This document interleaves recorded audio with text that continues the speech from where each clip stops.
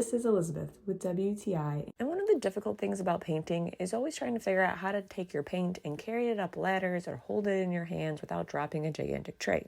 Well, to solve that issue, the Handy Paint product store has this Handy Paint cup holder.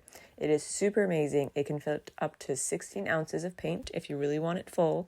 Otherwise, it's great to carry any amount of paint. The things I love about this Handy cup is it makes painting so much easier to fill up the paint right inside of it.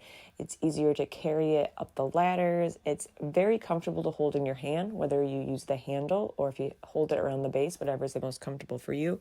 On the back of this, it has a magnet, which is super, super cool. It will hold your paintbrush in place. That way you're not worrying about it when you're walking around. And also it keeps your paintbrush from falling far into the paint. I love to use this product when I am cutting out the walls or if I'm painting trim because it's very easy to hold, especially when you're doing ladders. You don't feel like you're going to drop anything, whether it's the paint or it's the paintbrush. Everything is secure in one handy dandy cup.